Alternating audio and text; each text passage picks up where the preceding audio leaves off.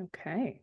Okay, friends, here we are back together again, and we are with a really, really beautiful human, Camille, that I Oh, am so delighted to have crossed paths with. How did you say it? We met through the soberish diaspora. the soberish Yeah, diaspora. that's the only way I could describe it because there's so many people who kind of found each other. And it's hard to I actually don't think I've tried to explain this to anybody who's not a part of it because it sounds batshit crazy, but it's like this little nexus that kind of started, and now there's like all these people that are like this interconnected web, which honestly, if I think about it, this probably happens way more than I'm even, letting on. This probably happens all the time, but now that it's happened to me, I'm like, oh, look at this network of people that I have.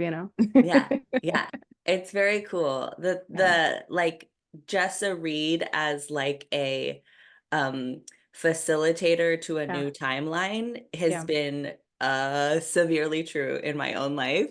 yeah, And I'm so grateful for yeah. how she has allowed herself to be like a mycelium network Yeah, facilitator yeah, on this yeah, planet. And so we were just talking as we were getting ready to press record about yeah, how I didn't give you any like pre-interview, I didn't give yeah, you any questions, I yeah, didn't give you any prep, and that yeah, that was feeling uncomfortable for you yeah, validly. yeah, yeah, And we were just talking about how, this is a thing that our world has taught us to do, is yeah. to get all prepped and put on the filters and put on the outfit Uh-huh. that makes sense for the Yeah, context. yeah, yeah, Um, yeah. It was triggering only because um I come from part of, so I don't know if anybody on here knows astrology. I'm sure a few folks that listen to this show probably do. I have a Virgo South Node. I don't know if you know about like the North Node and the South Node at all, but I like don't, but my kid's a Virgo, so I'm interested to hear whatever you're going to say. so I'm not a super expert on astrology, but the North Node and South Node I find very interesting because the North Node is supposed to be kind of like your destiny, the thing that you're going towards in life, and your South Node is like the thing that you're leaving behind or the thing that you maybe came in from past lives with. And I'm a Virgo South Node, which means I'm a Pisces North Node. So I'm kind of like getting rid of coming into this life with perfection and super structure and that kind of stuff. And Hmm. my Pisces North Node is like I'm going towards spirituality and mystery and flow and meaning and all of that kind of stuff, right? And it's so true because the first part of my life was all about super structure. I mean, I was an honors kid and I was first chair in orchestra and debate club will start, all that stuff, right? Just like structure, structure, structure. And then I go into corporate world and it's structure, structure, structure. And now I'm kind of shifting into the like Pisces North Node part of my life where it's like that's starting to fall out and I see it falling out more where it's like even in the parts of my life that still look structured because like I'm a mom and I have a corporate job and I do that. I've still like have these other parts of my life that are flowy and they're getting less structured. And sometimes it triggers me when I'm like expecting something to be structured. And I'm just like, Z didn't give me a pre-interview. Sorry. What am I going to say to these people about my work? And I was thinking about like, what's my mission statement? And like, how do I Nah, explain this? Like, I we're was not going to talk thinking, about any of that. right. And I knew that. And it was like, as soon as that trigger came up, I was like, okay, there's the thing. That's a wound. Let me feel into it. Let me just feel it fully and feel triggered by it. And then it melted away. And I was like, cool, I can go into this and just have fun with my friend and Yeah. other people who want to also have fun with us can. And Yeah. if they don't, then they'll just, like I was telling you, they'll just go into another YouTube video Yeah. because there's literally billions of them. It's okay if I don't please Mm. every person. Like, am I just gonna like please myself and hopefully this is your show, please your show as well? That's really it, just the two of us. So You don't even need to do that much. I mean, honestly, I feel like I'm I, your guest though. That's the way I'm like, I'm a well, guest on their show. Let me at least do the best I can for your benefit.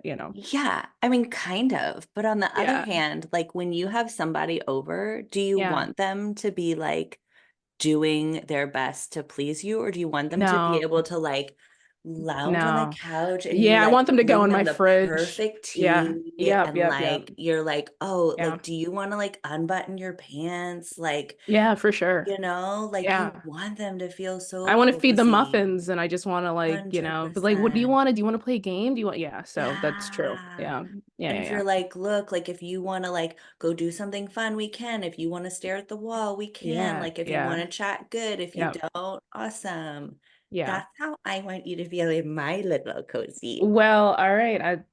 That's it. I'm never leaving. We're just gonna have to keep recording for the end Okay. of time. I think we already found that we probably could do that. You had Yeah. me on a as a guest on your podcast, which Yes. was such a fun conversation. Yep. Yep. I'm excited. And we were like, yeah, this conversation's not over. Let's do this again. Yeah. Yeah. Yeah.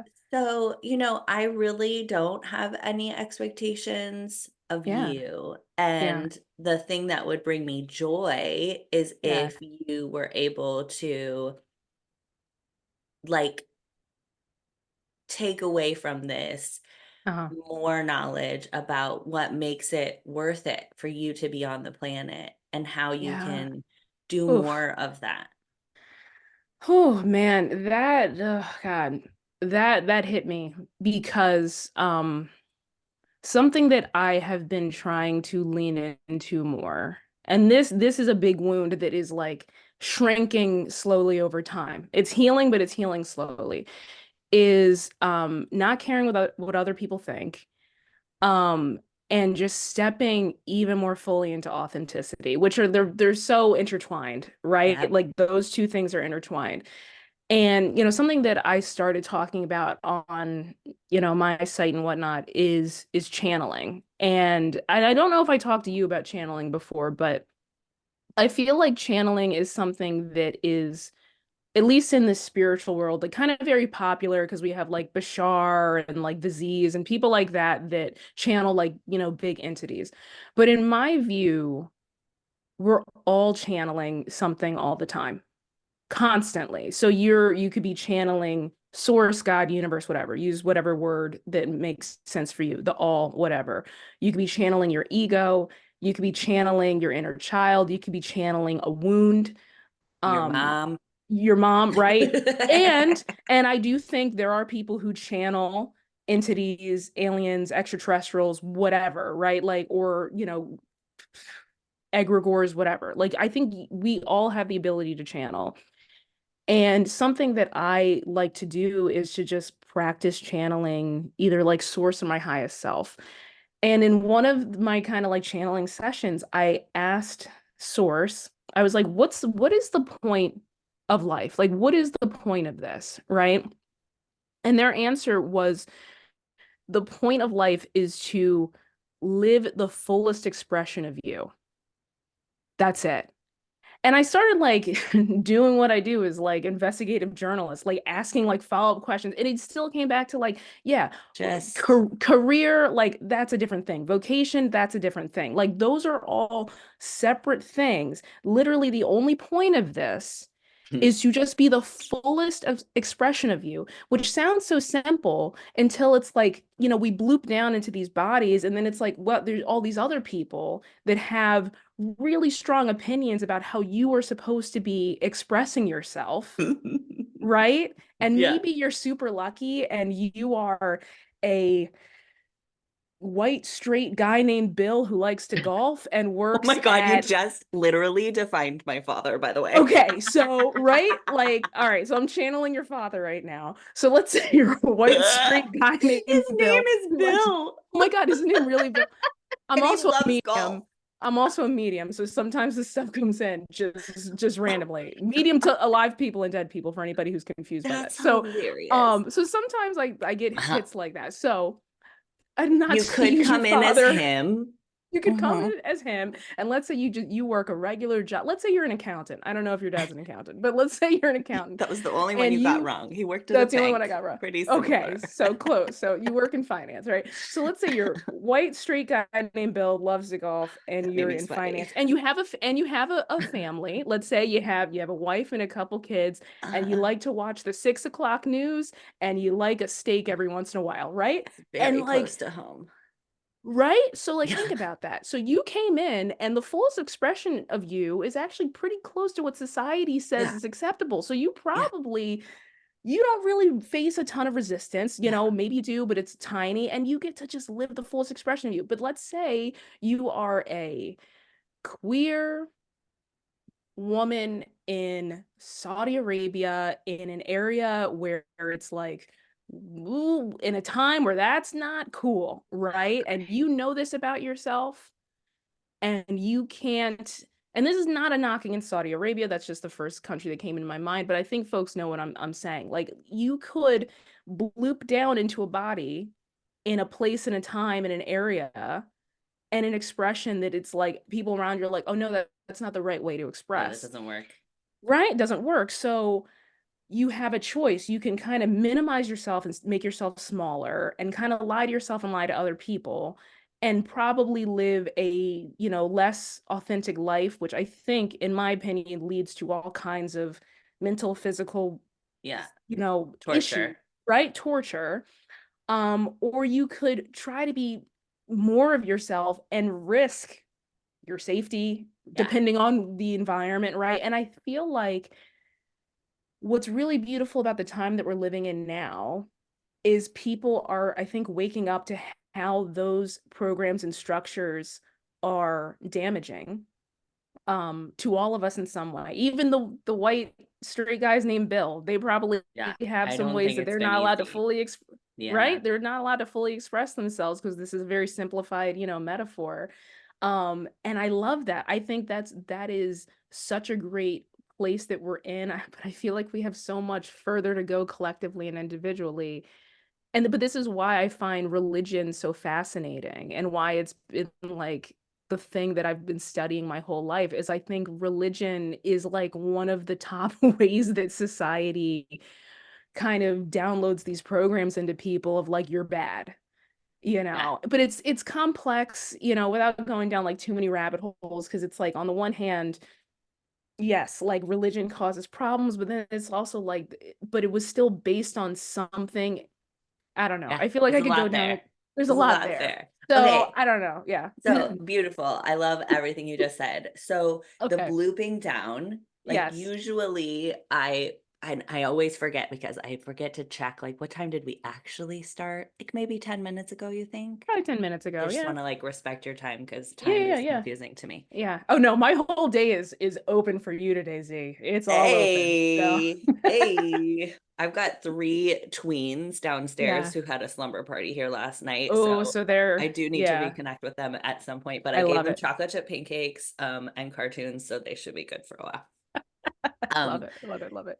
so usually what I start with is Yeah. like, what does it feel like to be in this body at this moment on this Huh. planet? And I love Yeah. that you said blooped down because I Yeah. shared with you the show Travelers. Spoilers, Yes. if you have not watched the show, just like pause it for a minute, fast Yeah. forward.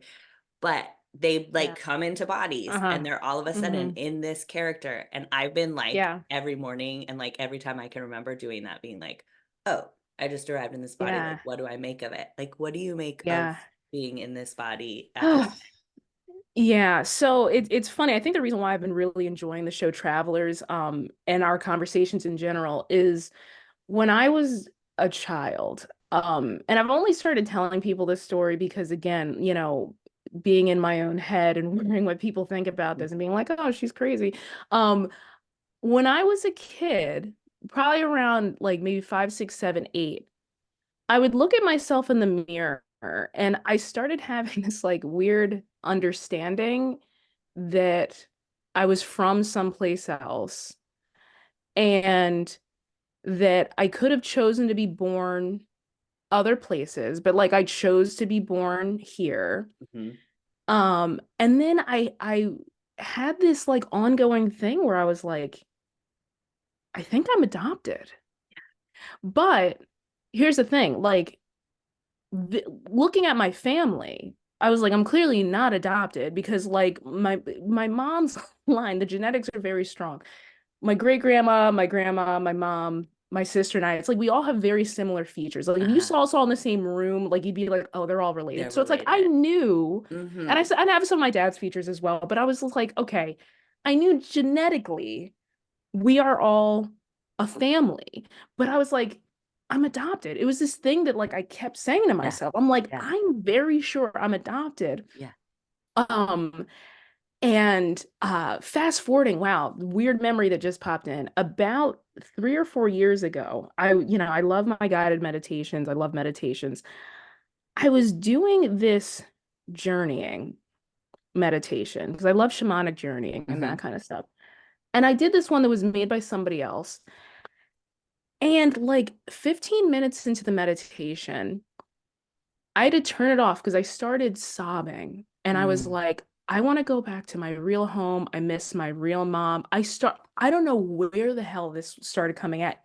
It shocked me. Like I'm Yeah. in my house alone doing this meditation as I normally do. Right. And in the middle of it, I was just like, I want to go back to my real home. I miss my real mom. I miss my real family. Oh. Like, and Oh. I never touched that meditation again. It like brought out some deep, deep multidimensional stuff in me that I honestly don't talk about very often because I feel like, to go back to your question about like what is it like being in this body? So there's the part of me that's incredibly mundane, like I was telling you, right? Like I feel like I hide in plain sight very well. I can kind of function in society pretty well in the sense that Mm-hmm. like I know how to like pay my bills and do the stuff. I can do Mm-hmm. 3D stuff pretty Mm-hmm. well. I can, sit in a boardroom and be like, it's all about balance and let's, look at these numbers, right? Like I can do that stuff. I don't love it, but Okay. it's like I'm actually really thankful that I can do that stuff because it's helped me kind of just like Yeah. function.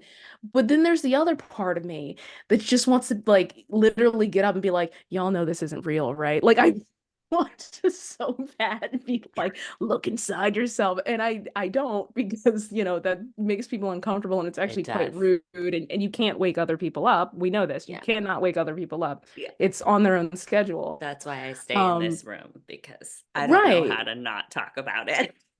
And that's the thing is it's like I feel like those are and maybe it's the Virgo Yeah. south Yeah. node Yeah. Pisces north node or maybe it's some other part of my personality or maybe it's the fact that I really feel like I'm a bridge in a Yeah. way. That's a download that I've gotten before that it's just like I can walk those two worlds Yeah. and I can bridge those two worlds for people who want that and need that. I think Mm-hmm. that's a skill and that's a gift that I came in with is that like I get the 3D, I can walk the 3D.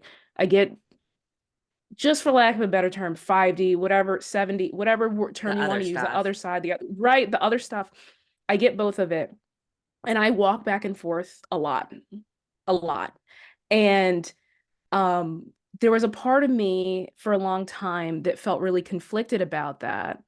But the thing that I'm starting to realize is that like I'm supposed to be able to Yeah. exist in both of those worlds. Like I know people that basically only function on the other side. They cannot function in the 3D. Like they're always floating out there and like God is blessed. I think that's awesome. And I sometimes envy that, right? Of people that can just stay out there in the ethers all the time.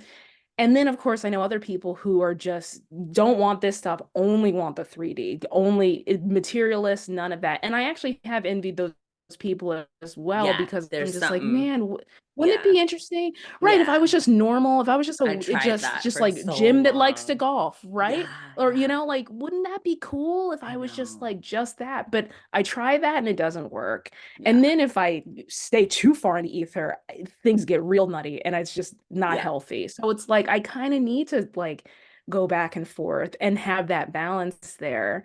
Um, and gosh, I got so far away from your original question. What is it like? I mean, per I feel like every day and every year it's better and better. The more that I know about myself, the more that I accept myself, the more that I love myself, the more that I connect with other people who are on similar paths or who, need the medicine that I have. um it makes me feel like good being in this body, because there was definitely a long part of my life where I felt really broken and really rejected and really ugly and real, just all the bad words. And Hmm. I feel like, there's a reason and a purpose to all of this. And I don't subscribe to the fear narratives. I just really don't. I think that even when things are broken and ugly, we have the opportunity to work together and fix them. I really, really, really think that.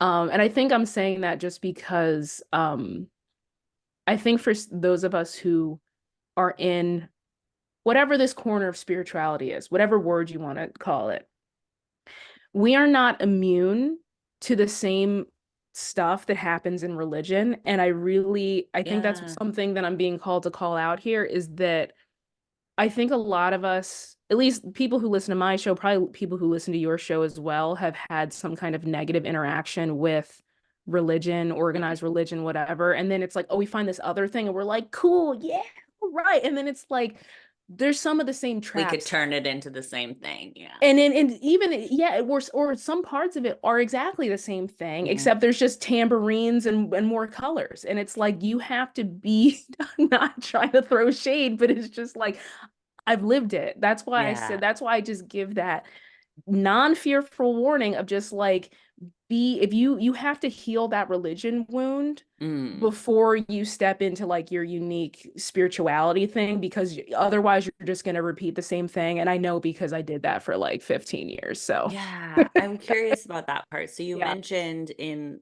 on your website, I think it was, or somewhere, Yeah. that around like 18 you started looking into other religions. Like Oh what yeah. were the like 3 or 4 years before that that led to that? Yeah. So yeah, so I grew up Christian Mhm. Baptist. So on my mom's side, I come from a very long line of ministers, deacons. My granddad was a minister, my great granddad was a minister. Um, and just a lot of magic people that had to be magic in the context of Christianity. I mean, these are people that, today, you would have been like, oh my God, these are seers, oracles, whatever, but they were just as magical, but just, in what they had, which was Christianity, right?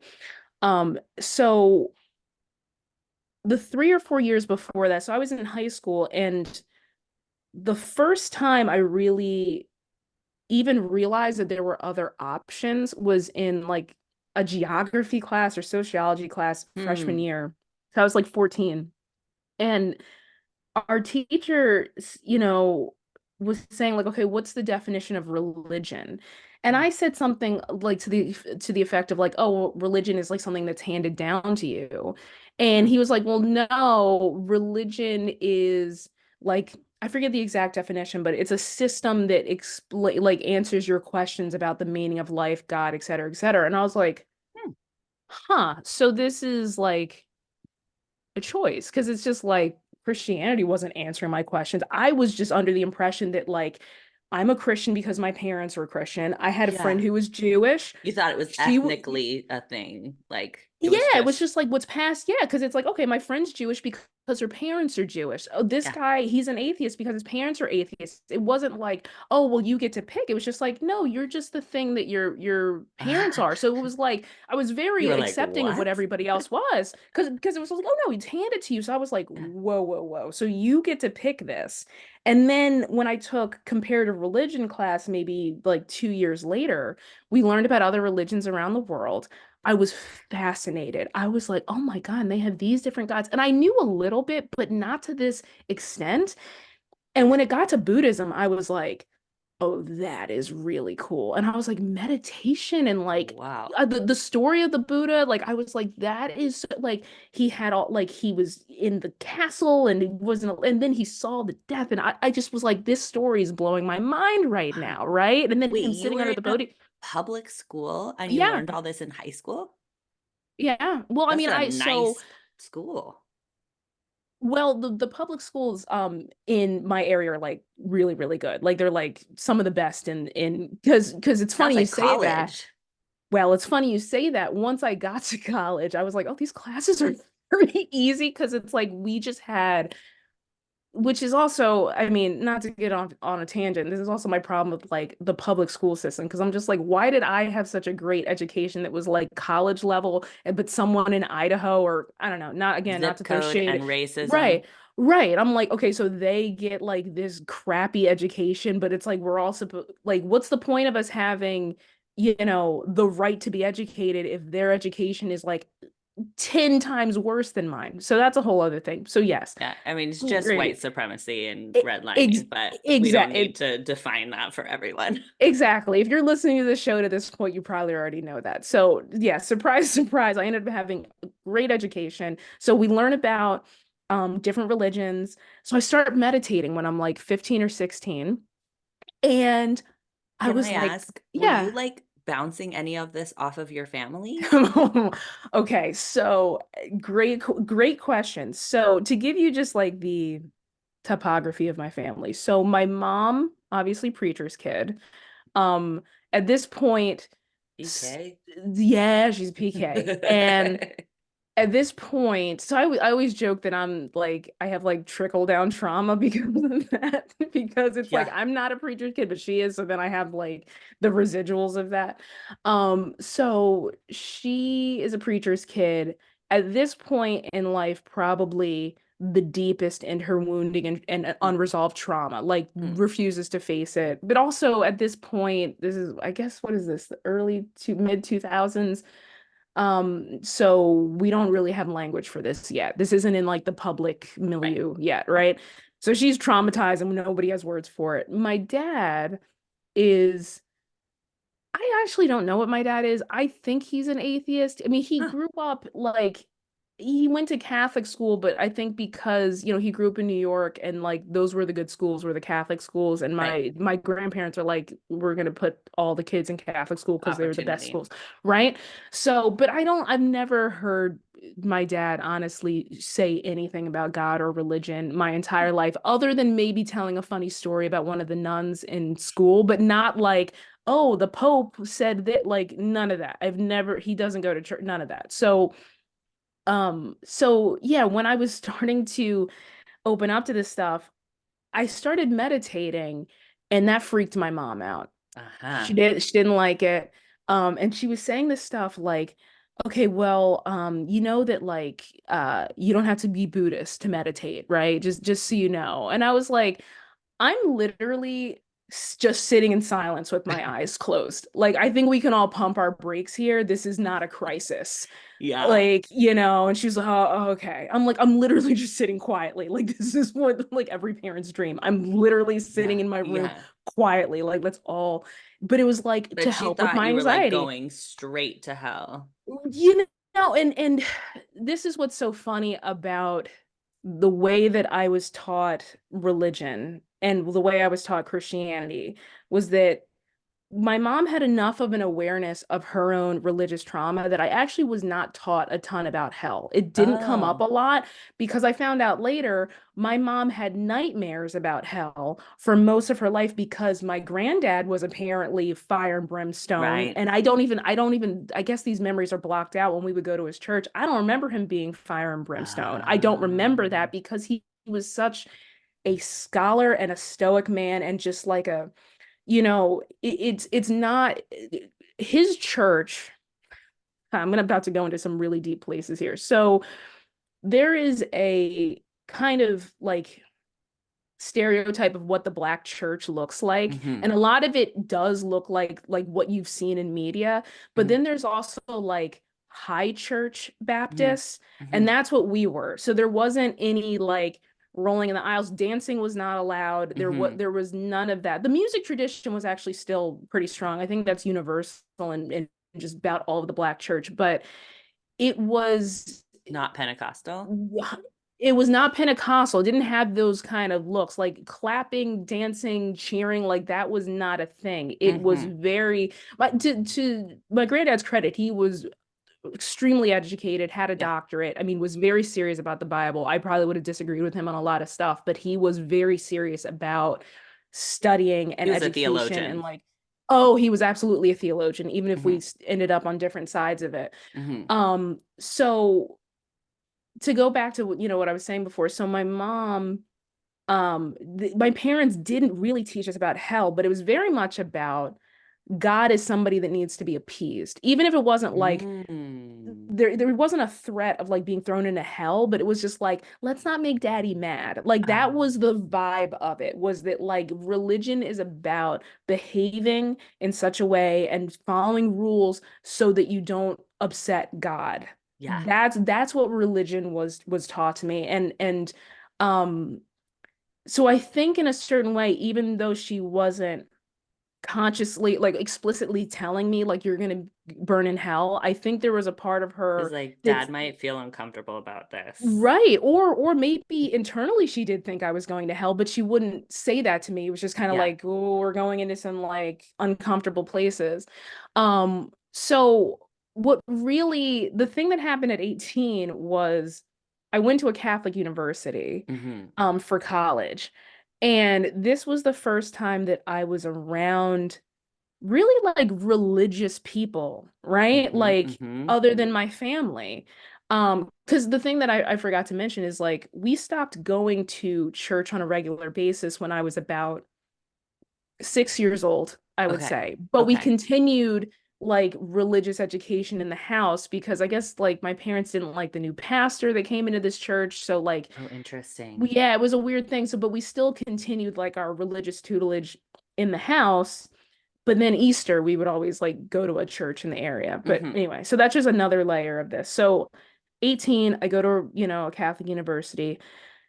I also did not have a lot of interface with Catholicism. So it's Yeah. like there's statues and buildings and like, the It's nuns and really the priests. different. It's very different than Protestantism. It's just different. And like, but then on top of that, I was also just now for the first time around religious people. Like I was around other students that were very serious about. Like it was a personal thing for them. Oh, yeah. I mean, but even just, the fact that it's like they're constantly going to mass and like, oh, I have to go to confession and this and like they talked about it a lot. And I'm Hmm. just like sitting, we're like eating pizza in the dorm room and they're talking about stuff that I'm like, it kind Interesting. of caused this crisis in me because I'm like, okay, to them this is like a thing that you is a part of their lives, like, but for me what I was taught, it was like let's just not make God mad, but for them it's just like it's a part of their culture and life, so I'm Yeah. just like, Yeah. and they seem to not be hating it. Like that Yeah. was the It other was part, that was meaningful to them. it was meaningful and just like a part of life, and I was like, okay, these people like are into it. And then I was like, well, wait, what do I actually believe? Like, Yeah. what do I actually believe? Not what was I taught to do? What do I actually believe? And then I realized I've never read the Bible before. I've never read it. I've Oh never my read it. I've God. been told things that are in the Bible. I've been told stories. I had like, those children's Bibles where it's like Yeah. Picture books. sanitized Yeah. versions of like really horrific stories. And it's just like, and this means God loves you, even though he killed everybody, right? So it's like, I had Everybody those, died and God but is but great. God loves you, right? So like I had those, but I actually didn't even own an actual Bible. So Oh I my went gosh. to the bookstore, which Uh-huh. again, I'm at a Catholic university, so there's Bibles galore. So I was able to get one quite quickly. And I read the Bible cover to cover in my dorm room because Oh like I my didn't party. gosh. At I this love point, I didn't this. drink. And I would just be like a monk. Like I had my little overhead light and I was just like reading literally from page one to Yeah. the end. And then like I would go online and I found like these correspondence classes for free, like people that would teach about the Bible. I'm And I went obsessed. down the deepest theological rabbit holes, like not like no conspiracy theory stuff. Like I was learning about the kind of stuff people learn in seminary Yeah. in my dorm room by myself, Yeah. but like also kind of quietly having a mental breakdown because I was like, the more, well, for two reasons. One, I realized that basically everything I was taught about Christianity and the Bible was false. And then I started learning about history and like, where did the Trinity come from? Why do we think this? Why do we think this? Original sin. And I was like, oh, this was just stuff that like Invented. invented. They got all the bishops in the room, right? The Council of Nicaea. When I learned Oh about my that it God. was like they were like had all of these different opinions. They were like, okay, God is one. No, God and Jesus are different. It was like they had all these Yeah. opinions, and they're basically like, it's Pull all a true. straw. It's all true. So we'll Yeah. just say that the Trinity is true, all this is true. And I was like, oh, so then before that, there were all these different Yeah. like, and then they kind of killed all the Gnostics. And Like I none of would it came from Jesus. none of it came from Jesus. And then it's like there was all this stuff that I learned. And Oh my here's God. also where I fucked up and found out. I assumed that I was learning stuff that all the rest of the Christians knew. So then I started Talking about it. don't listen. This is why when I say I'm neurodivergent, I'm fucking neurodivergent. Because I would go up to other people at Excuse school me. partying, right? And I'd be like, hey, do you believe in God? You're like, but let's talk about the Council of Nicaea, folks. Seriously. And all of them were like, we have no idea what you're talking about because I'm just this Oh my random girl God. that like I would ask people like, hey, why do you believe in God? And I found out that people do not like that question. No. Even people who do believe in God do not like that question. Yeah. And I love this so I much. started telling people about like different like nuggets in the Bible, things that they were just like, no, we don't know what Calvinism is. What are you talking about? They had no idea Yeah. because even though, yes, I like they appeared to have a more meaningful and deeper relationship than I did, it made me realize that it's like, no, they were told the same kind of thing I was told. Maybe they were given a little bit Just more a depth different set of rules. Yeah. right, and probably a little bit more structure. They probably went to church more often. They went to mass more often than we, went to church. But it was like, oh no, they were just given this thing and now they're just continuing it. That's Yeah. it. And Parroting it. so I ended up going to a lot of different churches while I was at college. And, Sunday mornings I would walk down the street and like go to, different churches. And it was the same thing. I'd ask questions and the people there just like, we don't know what you're talking about. When Yeah. I would talk to like pastors and stuff, Right. they knew this stuff. Like they were like, "Oh yeah." Like and they were like, "Wow, you're coming with some heavy questions. You're coming Yeah. with the big hitters." Be like, here I Um am, and we're gonna do right. some theology. Right. Exactly. But, that's where I mean, I'm glossing over a lot of stuff, but it was really psychologically um like when I say mental breakdown, like I was in my dorm room like crying because I was Yeah. just like I don't know what's real and I don't know The what's whole true construct unraveled. because I was just like, oh, this is all built on a house, like this is like a foundation of sand. Like Yeah. we're like Christians are taught a specific narrative that is like extremely flimsy when you Yeah. look at like real history. Oh yeah. And it's just like you're really just like some people are ignoring this part of the Bible and some people are ignoring this part of the Bible. And that's Yeah. really It's like it. really active denial. Yeah. Yeah, yeah, and it took me a long time. And I real mean, creative thinking. oh, it's a lot of creative thinking, and it's a lot of, and this kind of going back to what I was saying at the beginning, I think a lot of it is about control because if you allowed people to really explore this stuff openly and fully, they would come to so many different conclusions just based on just understanding like, oh my God, biblical Greek and biblical Hebrew, and how did this part get in here? And where were these Translation. people, translations, or where were these people physically in the world when they wrote a certain What thing? was the So for political instance, context? like hell is completely made up. And like I will fight me, just fight me. Because like a lot of people don't realize like first of all, why is hell not on page one? Why is hell not on page one? Why is it not in if you take all the books of the Bible chronologically, right? So you have to reorder some of them, but if you take the books of the Bible chronologically, hell appears at a certain point around I think it's like 500 BC, I want to say. So what was happening at this point? The Hebrews were in exile, right? In Persia. Who are they hanging out with? The Zoroastrians, right?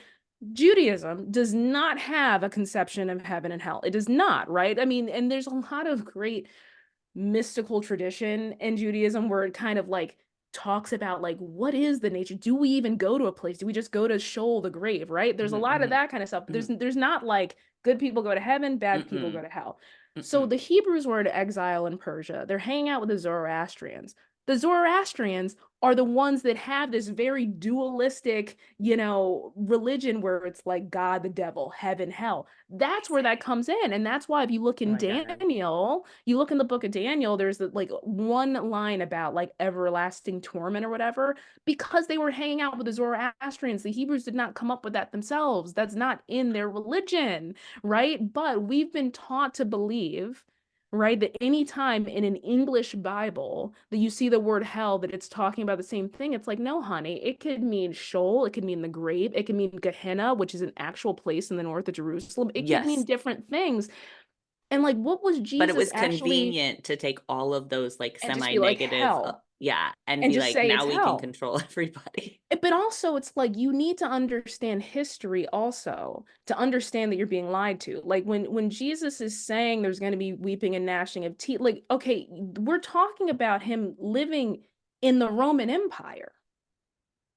What is he talking about? He's talking about the Romans coming in and destroying the temple, which happened in Yeah, real life, in yeah. real true life. It's a Like the historical Wailing fact. Wall, Yeah. that is what those prayers are about, is making that temple, rebuilding that temple. But it's like if you don't know any of this history, you just think Jesus is saying, "Oh, God's going to put us in hell." And it's like, no, like there are verses in the Bible where Jesus basically says to the rabbis, he's like, you don't worship the real God. You don't worship the true God. Yeah, I can bring you to the true Father. You're not worshiping the true Father. God, I went down some. I don't know if this is helpful. I just I realized. love this so much. Well, what is so No, beautiful about no. this is Yeah, that, we're all here, yeah, like you said, dropping into these bodies, yeah, blooping into these bodies.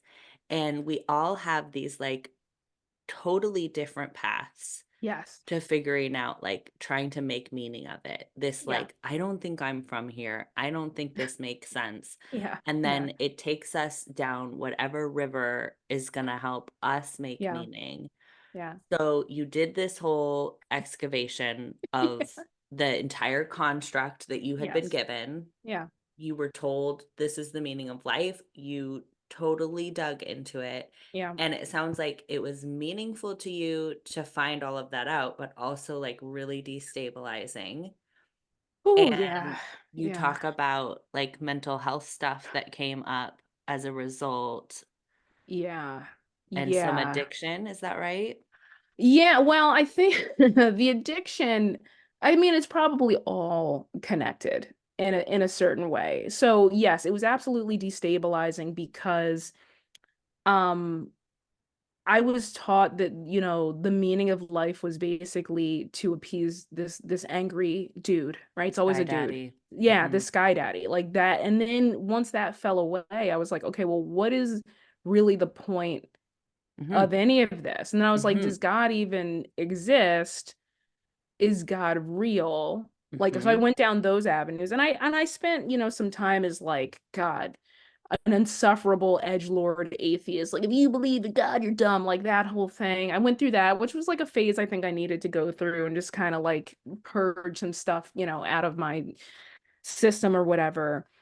The addiction, when did the addiction come in? That came in, I would say, after college because I really didn't drink in college until like right at the end because I wasn't a party person. Again, Mm-hmm. neurodivergent, like overstimulation. Like I wasn't going to be in the middle of a party with a bunch of people just sweating on me. Like that's not me. But I think what started to happen was I was starting to open up to my God, I'll just say it, extrasensory perception, right? Like Mm-hmm. I'm Mm-hmm. starting to feel other people's stuff.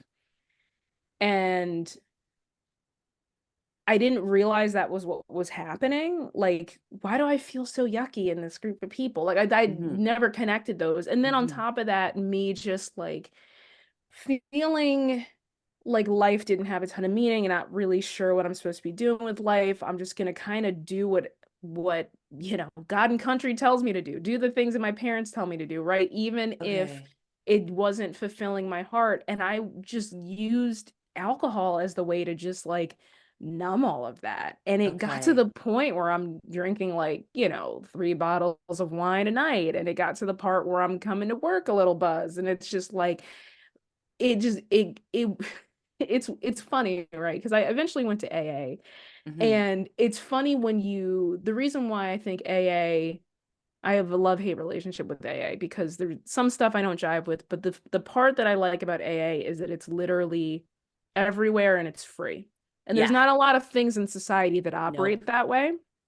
So on that, And you for can't be that turned one, away. and you can't be turned away. So for that one part, I'm like, okay, this is good just because of that. Even if I don't jive with the Same. lore and all of the stuff and the beliefs and whatnot, it's still good because of that, because people need a place to go. Yeah.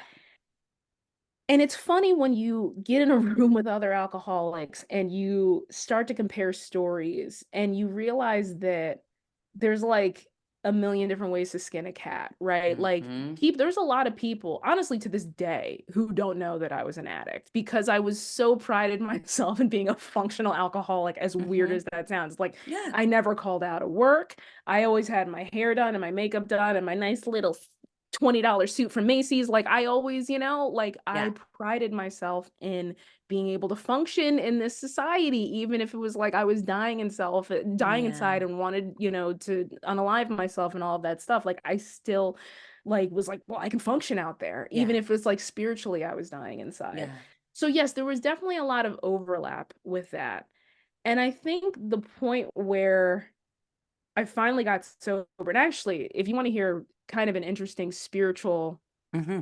experience, right? Because Hmm. I love mysticism and I love when weird things happen that can't really be explained. So this Hmm. is my sobriety story. So I think this was like my third attempt at being sober, because I would Hmm. like get sober for a while, wouldn't work, get sober for a while, and I, go back.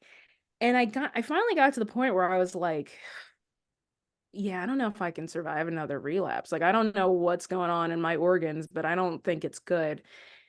And I was working from home in a meeting, but my camera was off, and I was like 4 beers in, like in the middle of the day, because I Hmm. hated my job and I Hmm. hated my life, and I was like, Hmm. but I was like, still gonna show up to work. And this is the crazy thing: I could do presentations that people wouldn't know, right? Because I'm like functional, functional, heavy air quotes for those listening. And in the middle of the meeting, I was like, I don't want this anymore. It Hmm. was just like all of a sudden I was like, oh, I don't like this. Like I'm literally drunk. Like, but I'm like, I'm listening to somebody else talk about whatever project, and I was like, oh, I don't like this. And like the meeting stopped.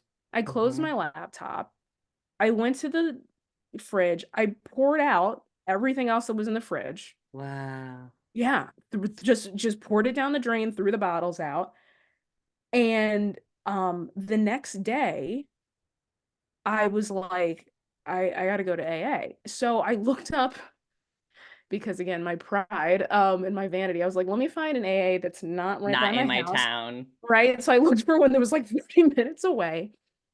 And I'm sitting in the car and I was like, I started praying in the way that my tradition taught me. And I was like, God, I can't do this without you. I don't want to do this anymore. And it was just a short little prayer, but then like I went in and sat in this meeting, sat in the back. It was a big meeting. There was probably like 50 people in Oh, there. I wow. didn't say a word the entire meeting because there was like too many people. There wasn't enough time for everyone to speak. Yeah. And the meeting ends. And I finish my, the best coffee in the world is at AA. I finished my coffee and I'm about to leave. There was a woman who's probably one of the old timers, was all the way in the far corner of the room, runs over to me. I mean, goes through the whole crowd. I don't even know how she saw me. I'm just like sitting in the back, paying, being a good student, paying attention to my AA meeting. She runs across the room and she goes, "You want this. You want this." Like, Oh, I got chills. you got, I had, because I'm just like, I'm just sitting here quietly, like a little good student in the back of this meeting with people I don't know. She ran across the room. She's like, "You want this. You want this." And I didn't know what to say. I was like, "Thank you." And I just left because I was just like, "What the fuck was that?" And I'm driving home and I was like, The angel. was my prayer answered? I was like, "Oh my God." And never drank again. Yeah. Wow. Yeah. And never really even really wanted to after that. It was like the spell was broken. But I mean, that was also that time in my life was because this was, 2020. This was in the middle of the pandemic. This was a moment where like I was starting to flip from the false self, living from Hmm. the false self, living from that thing that was handed to me that was like, this is the way you're supposed to be. Here's the This is who character. you Here's are. the Right. script. Exactly. It was like I was starting to shed that and start to Mm. walk into my true self. And that's why I said every year and every day has been better and better because it's like every day I shed a little bit more. I mean, I did major shedding at that point, Mhm. but it's still like what I was saying at the beginning of this, when there's a little trigger that comes up, I'm like, all right, shed it. Yeah. That's not you. All right. And it's like that's why it's becoming a little bit more comfortable because I'm Hmm. expanding and I'm able to be more of myself, even if I do have to like pay my bills and walk in society and do, the 3D stuff. It's like, oh, okay, I'm expanding more that it's like I can float in all of that. I can Yeah. still be me over there and I can still be my here in the ether. I'm myself no matter where Yeah. I am. Ah, Yeah.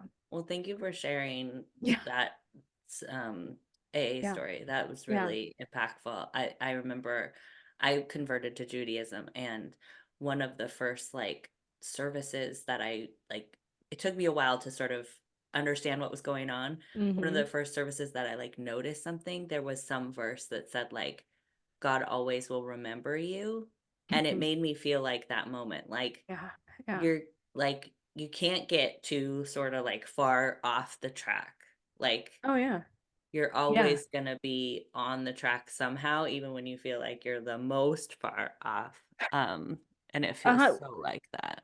Well, and this is what I've learned. This is the big lesson that I've learned. The reason why the Christianity, at least that was handed to me, ultimately did not work for me was that I was taught that God was somebody who Hmm. was outside of the world, that was over there. Hmm. He was external to all of this. He made this, but he's external to it.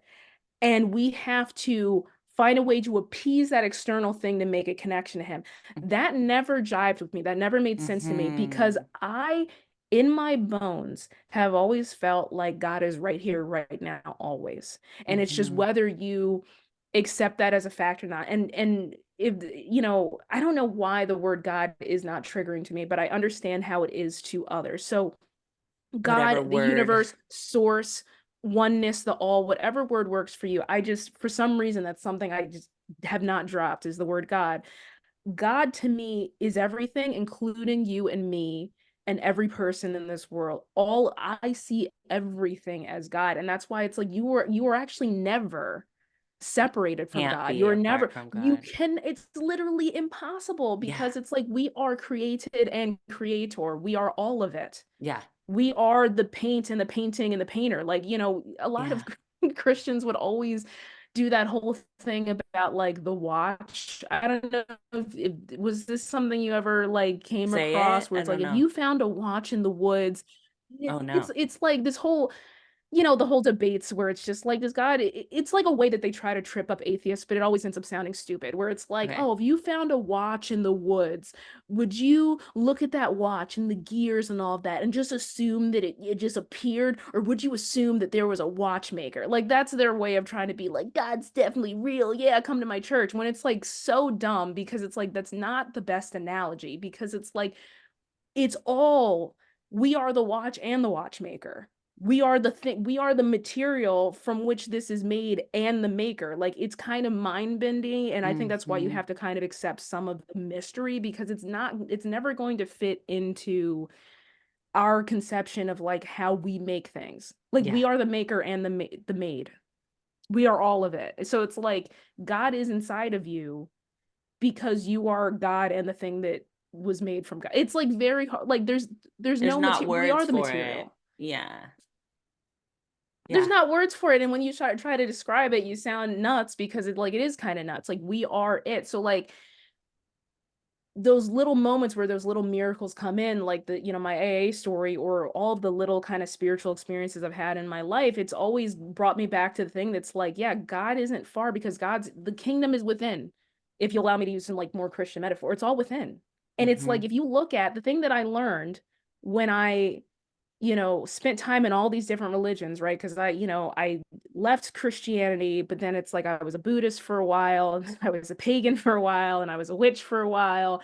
And I did all that. I studied a little Islam, but I wasn't in that. I studied a little Hinduism, but I wasn't a Hindu. But I spent time with all Mm-hmm. of them. And if you take away the exoteric, right? The exoteric, the surface level stuff, the Mm-hmm. stories and the rules and all that, you take all that off from every religion, you get down It's to the the same base. nugget. It is the same nugget. This is what the perennial philosophy is, which, if anybody is interested in going down a rabbit hole, the perennial philosophy basically says there is a thread of truth in every single religion, and it's all the same. And it's the same And that's thread. really, Yeah. it's the same thread. And that's really what I prescribe to, because even though I still do love Jesus, because I just think he's rad. I mean, I just think what he taught was amazing. I love the Buddha. The Buddha taught me a ton of how to just like get the hell out of my way and get to my center, and just to drop a lot of bullshit. The Buddha taught me a fuck ton. Atheism taught me a lot. Atheism taught me to be present in Mm. this world. They all taught me Mm. something. Mm-hmm. And I think that's why I'm so adamant about, like, if religion the way it was handed to you does not work, that does not mean you're bad or there's something wrong with you. It just means that this is an opportunity for you to figure out like what at the core actually resonates with you. And I guarantee you it's something. There's something Mm-hmm. that's going to light you up. And it's Mm-hmm. okay if it's like what you were handed doesn't work, because what I was handed doesn't work. And it's like now I got to make my own thing where it's like, I pray and I meditate, and yeah, I talk to Jesus sometime, but I also talk to Buddha. And most of the time I'm just talking to myself. Mm-hmm. That's it. Mm-hmm. Yeah. I love that it sounds like asking the questions and studying and allowing yourself to like take different pieces of all these Yeah. different things has been like really critical for you in being Oh, able yeah. to find a path that feels like better and better, like you Oh, said. 100%. I mean, I had to make my own thing, because it's like there just wasn't room for my questions in what I was given. And you know what? There probably are some religions that are, but I think Judaism, for instance, has like way more room for questions. Like there's way more room for that. But like the Christianity that I was given, yeah, just didn't have room for the big questions that I needed to ask. Yeah. Yeah. I love that you found that about yourself as like a way to support this like confusion, to be Hmm. like, okay, I'll ask questions, like I'll study, I'll get more information, I'll talk about it. Like Yeah. you've embedded that into your life from what I can see, especially Hmm. with your website and your podcast and your Hmm. blog. It's like facilitates that ongoing inquiry in your Hmm. life about all these spiritual things. And Hmm. the piece Hmm. that you were talking about a few minutes ago about how like you're shedding all the like um Hmm. rules Yeah, the or false self. pendulums Yeah. or false self, like what Yeah. are Yeah. some of the things, for the spiritual development and the questioning? It sounds like you pray, you meditate, you study. What are some of the things Hmm. that you do to support yourself with that shedding and coming back into authenticity? Yeah, I mean, oof. So something that I've learned, and there's a lot of, actually, you would probably be familiar with this. I feel like a lot of somatic, um, work talks about this. I always look at what part of my body Mm, feels the strongest when I'm having a trigger. And it's not always the mm. same place. So like let's give the example that we were talking about earlier that it's like, oh, Z didn't give me questions that I should prepare for. That's triggering me, right? And I Okay, actually good. can't remember exactly where it was triggering me, but let's say it was triggering me in my solar plexus, right? Like it's triggering me some maybe that's something that has to do with my sense of my power or my will or my ability to shine my light or Mm, whatever it is, right? mm. I can take some time to journal on that. But what I always try to make sure I do at the end of that is to literally just allow myself to feel all of the emotions fully that come up from that. Because what I did for most of my life as an addict, as a person, was to just run from any Yeah, bad feeling. And I was just like, oh, that's a bad feeling. Well, we need to just cover that up with alcohol or cake, or let's go for a run or yeah, whatever, literally running from what that was. Like I would use healthy yeah, fixations, right, to do that. Like I'm yeah, gonna just yeah, exercise for 10 hours. Like, no, that is something that I came to experience. As much as I hate to like even admit that, like, yes, we came here to experience sunshine and rainbows and puppies and fireworks, but it's like hmm, I probably also came here to experience mm, those yucky feelings too. And it's like the sooner I let myself just sit with those yucky feelings and tell hmm. myself I'm not gonna die by feeling shame or a little guilt or something and just like let it just run through and then move it out of my body, then I can go to the part where I, do the self-care things. Like, I'm going to take a bath and I'm going to do this and I'm going to do a face mask and right? Like self-care is all of like the cutesy stuff that we're told, but it's also the like being gentle with yourself when it's like you got to go through the yucky, Yeah. shadow worky, dense stuff, which I believe in to my core that it's like you have to go dig into your shadow. Like that's where your power is like, and I think that's kind of why we were told to like be afraid of hell, because it's like you go down into hell, that's you're gonna find your power down there. That's wow, that's Yeah, really yeah, a great point. yeah. Yeah. And I really believe that like something I learned from 12 step was you can't until you can. Like you needed to do the Yeah, alcohol. And yeah. if we had asked you to do the shadow work then, you wouldn't have had the Oh, tools and I the wouldn't have been able to. stamina. It Yeah, could have no. really taken you out. And Yeah. so like avoiding it when you need to Mm-hmm. avoid it is like Mm-hmm. so valid. Yeah. And then when you had that, spiritual awakening or whatever we want to call it, that Mm-hmm. divine intervention that gave you the capacity to be like, okay, I'm done. Right. Yeah. Like, and Yeah. every day we have a little bit more wherewithal to be like, oh, actually, like, I just this week realized that I have been very abusive towards money. Like, Mm. I have had a relationship where I have been like possessive and abusive towards Yeah. like I have been so cruel Yeah. and it's not okay. And it Yeah. makes sense that money doesn't want to hang out with me because Yeah. I've Yeah. been a real asshole. Yeah. And so like I wasn't ready to see that until Mm-hmm. just now and it's like Yeah. super uncomfortable to see it and I'm going to like you know, I'm gonna make amends very slowly because I'm Yeah. really scared about it. But Yeah. like, yeah, you're doing it as you get the capacity, you're like spending time with this shadow work or whatever. And I love that Mm-hmm. you're using the body because that's so Mm-hmm. practical for people. Oh Sometimes yeah. shadow work sounds like, do I need a like a seance or something? Like what's gonna happen? Like what Yeah. do I what am I gonna do? Like what is this? Is there gonna be things burning? Like Right. you Right. just were able to say like that makes me uncomfortable that Z didn't give me Yeah. these questions. Here's Yeah. where it feels uncomfortable. What could that be related to? You said you did Yeah. some journaling and then A little you bit. talked to me about it, Yeah. which is like Yeah. you brought it out into the open so Yeah. that we could like connect about it. Well, and you know what? I think the other thing that's fun too with shadow work, because you're right, when shadow work, just the name itself sounds very intense. But literally, shadow work could be as simple as literally you just sitting for 2 minutes, like I said, Mm. with the feeling. It could be that. It could also be you connecting the dots to like, why was I told to hide that part of myself?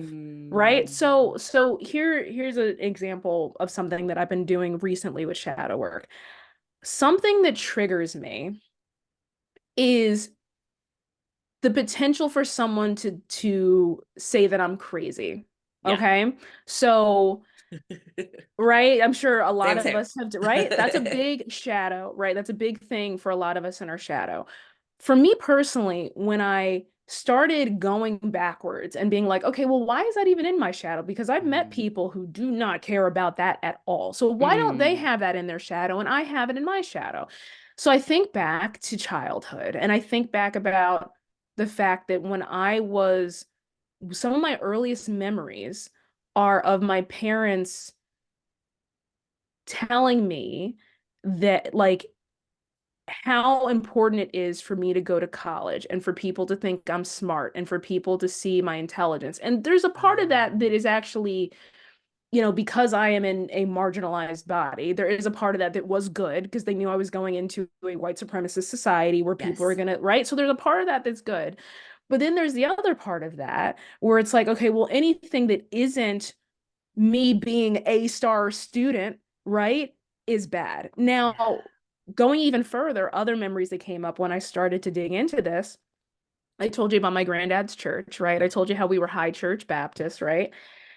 I remember my mom would talk to me about how she and my grandmother would make fun of Pentecostals and people who spoke in tongues and Mocked charismatics them. and Yeah. right, mock that those were holy rollers, they were crazy, even though it's like they're just expressing their spirituality and their connection with God in a different way.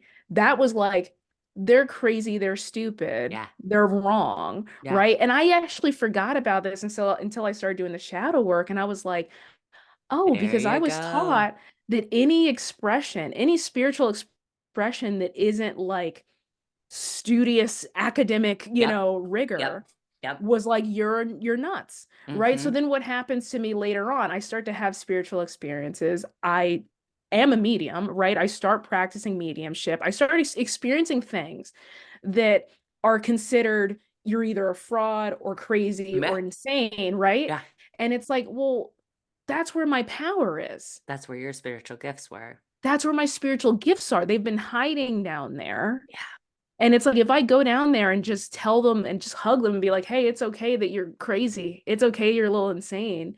And then you know what else I found down there? I was like, oh, my creativity's down there. Because Yeah. it's like the only way I can be creative is if I'm willing to step outside of, of the box and the Yes. bounds that was given me. So it's like this is something that has been unfolding because I was like willing to like go down into the underworld and find those little pieces of me that I didn't even realize I hid down there because, all these people were like, no, that stuff.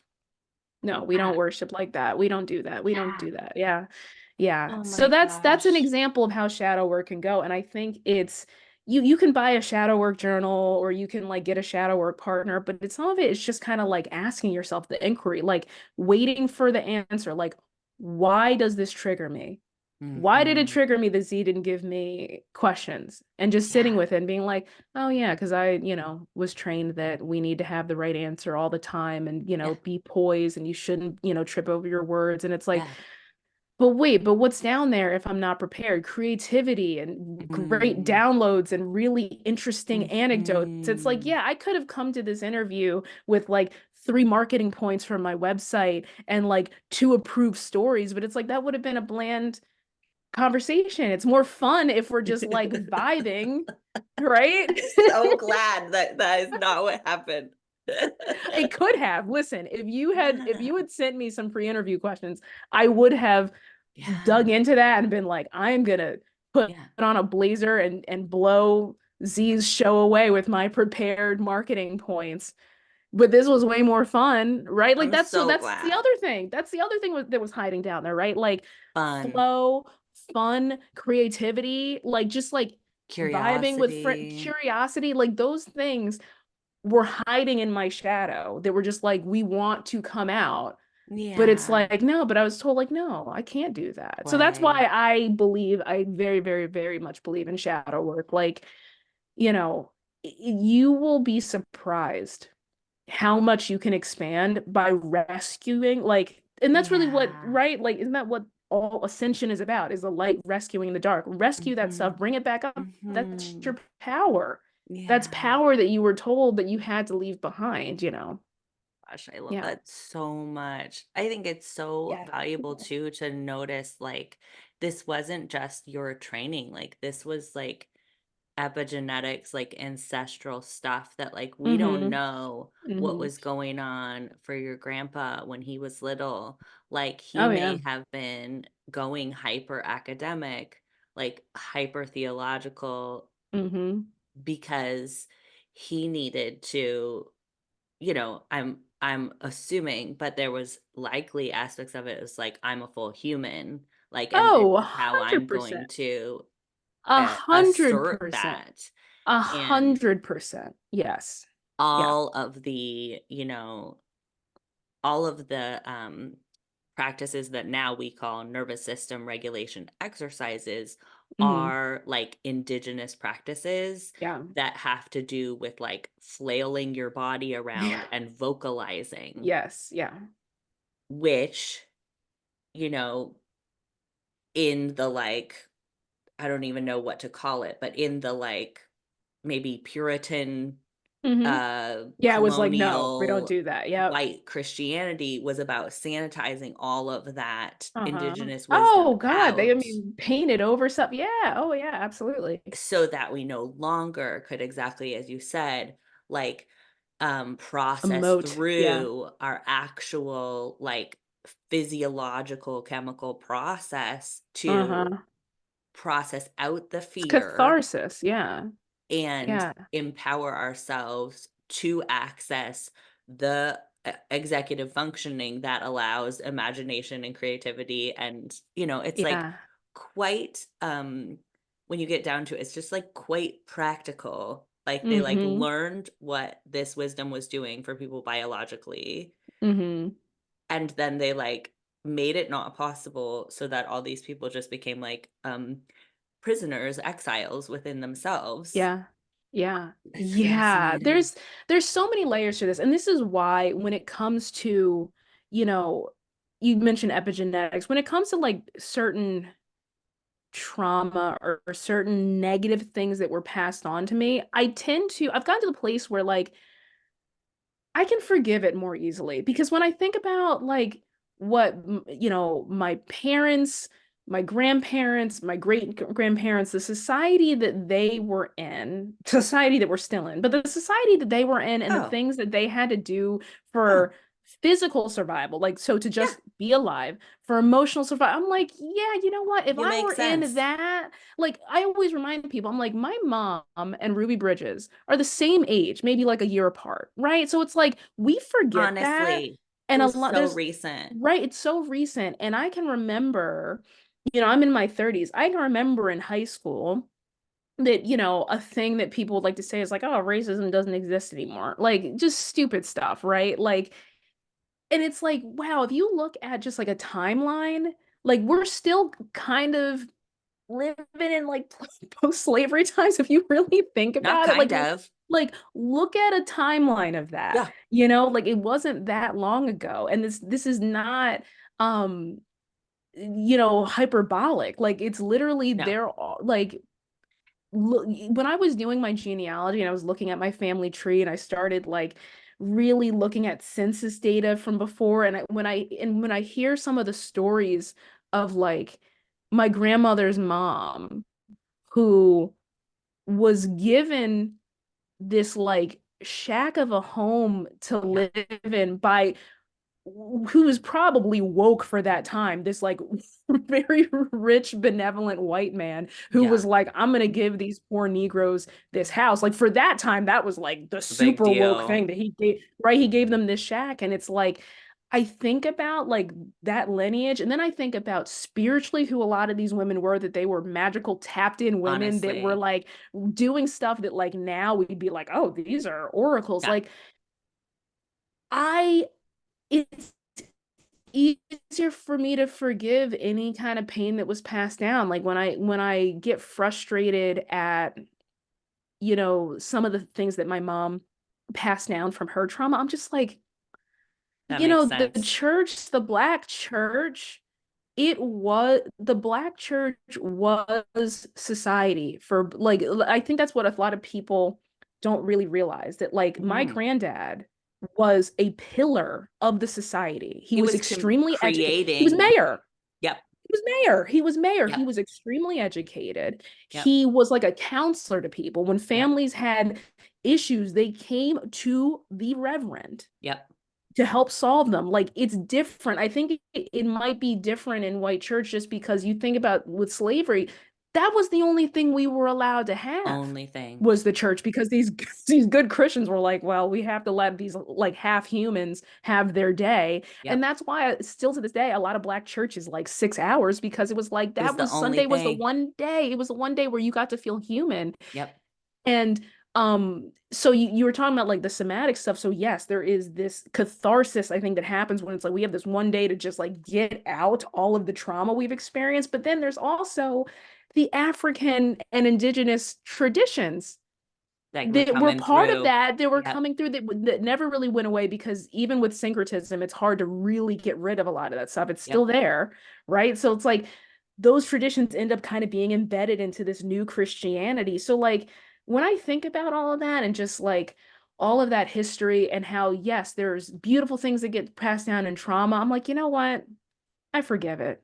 Because Yeah. we're all just doing our best. We're all doing our best with what we've been given. And it's like, and we're all living under these programs that were handed to us, that we have to hopefully do the work of like shedding, getting rid of. But it takes time. This stuff Yeah. is like, so it's in our DNA, some of Yeah. it, or It it's is. in our deep in our subconscious. Like you do shadow, or you start to do shadow work and things come up that you're like I forgot that Yeah. my mom and my grandma would talk about the holy rollers and how, Yeah. stupid and crazy they were, until I started doing some shadow work of like, why Yeah. does it trigger me when people talk about like spiritual experiences, Right. being crazy or schizophrenic? And I was like, oh, because Oh. I was taught that that's crazy. Yep. Yep. You were given that very early, and of course Yeah. you And I wanted to forgot. do everything you could to Yeah. demonstrate that you weren't them, to Yeah. keep yourself safe. And that's, Yeah. that's why I love Yeah. the innocence of going back to the body, because Mm-hmm.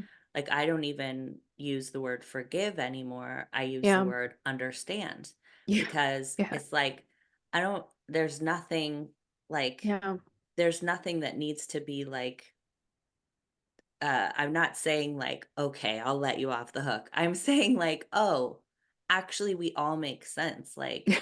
my favorite quote is Byron Katie. If I were thinking and believing Mm-hmm. what you were thinking and believing, Yeah. I would do the same thing. And it's Yeah. like, end of the day, I love how you continue to like do your north south node thing in this whole conversation of like, Yeah.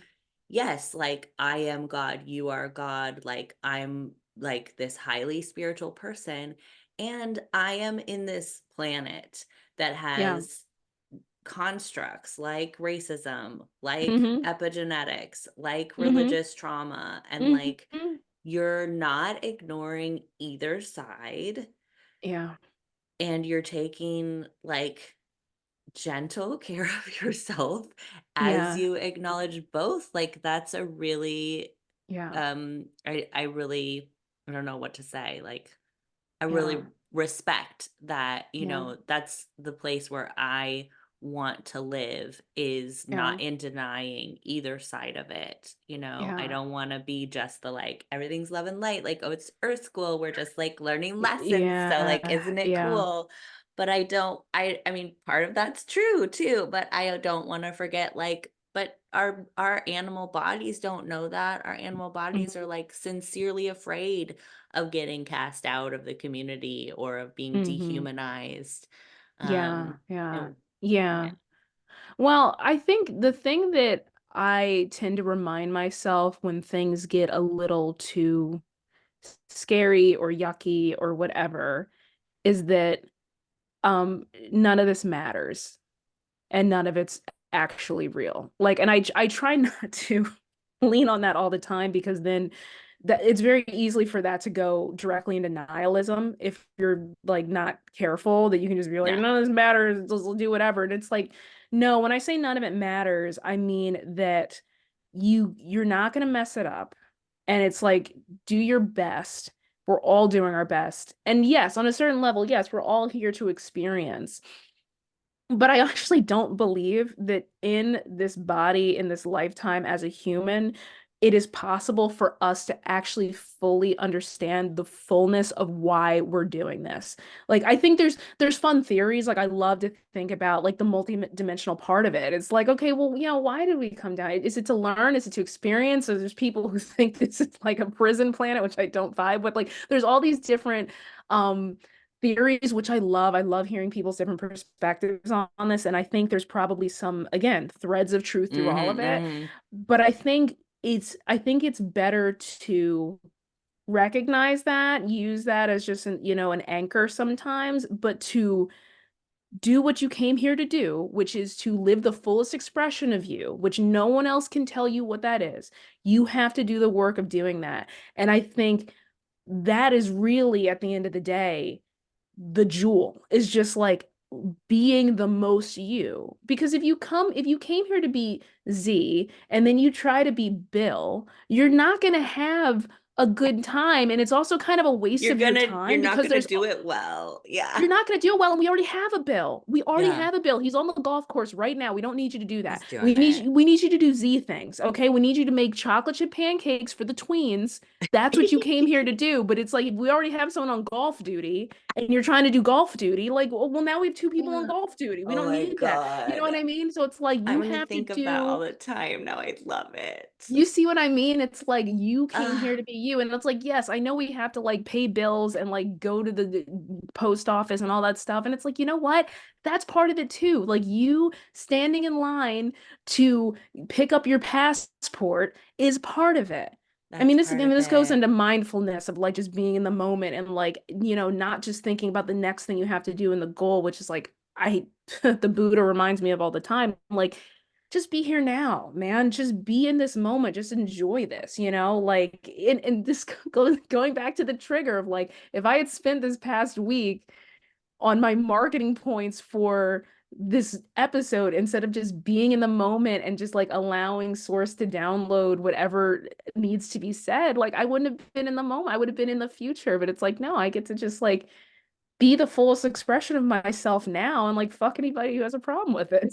Aw, I'm so glad. Yeah, and even as you were saying that, I was thinking like there's a part of me that was like, oh, like I could have made your life easier, or like I let you down, or like maybe No, I it's a should me be a problem. person who does those kind of No, things. But because I no. was fully in my like role, I allowed for us to have this conversation and Yeah, this yeah. connection. A And 100%. 100%. I wouldn't have had it either way. And I think energetically, overall, a lot of that structure is it's just falling out of the grid. It's something that I think is just collapsing out for all of us of that, like, let's make this cookie cutter structured 90-degree angle thing. I think we did that and that was cool for a few thousand years. And I think now we're just going into this kind of like what does flow and like individuality, look like? Like it's a different, we're all going into this different energy. And I think when you are, for anybody who's ever on a cusp of like one energy going into another, it's like uncomfortable. Because it's like we yeah, were doing this thing and now we're doing this thing. What do I do for now? And it's like transition into the new thing. It's going to yeah. be a little weird for a It's gonna be while. wonky. Yeah, it's Yeah. gonna be Yeah. Yeah. wonky. Yeah. Oh Yeah. my God. Ah, well, this was so beautiful to Yeah. me. Thank you so This was much fun. for being willing to just be in the moment with me and for sharing all of these beautiful Yeah. stories and ways that you support yourself and being on this planet. I wanna Yeah. have you share whatever you'd like to share about where people can find you, what kind of things you're offering the world. Oh, So it's always changing. Yeah. Highlyspiritualperson.com. I'm also on Instagram at highlyspiritualperson. But I'm really moving to TikTok more also at highlyspiritualperson. So my stuff is always evolving. But the crux of what my whole thing is about is essentially helping people make their own spiritual path. It's especially if you're somebody who just you know, organized religion didn't vibe with you, you're maybe like neurodivergent or an empath, highly sensitive person, overexcitable, whatever words you use. If you're just somebody who probably looks at spirituality a little differently and you're just like trying to figure that out, then you'll probably vibe with my stuff. I have a podcast, I have a blog with lots of just random information on there. And then on TikTok, I just kind of pontificate about random stuff that comes into my mind. And I offer energy healing on a limited basis. So you'll if you go to my site, you'll find that. But yeah, I'm just kind of like seeing where all of this goes and it keeps evolving. But it's like at the end of the day, I love having conversations about all the weird and fun ways that we approach spirituality. And it's like it's all everybody's is different, and I love that. yay. Yeah. Okay. Well, thank you so much. Hang out one Yeah. second. I'm gonna end the recording and then Awesome.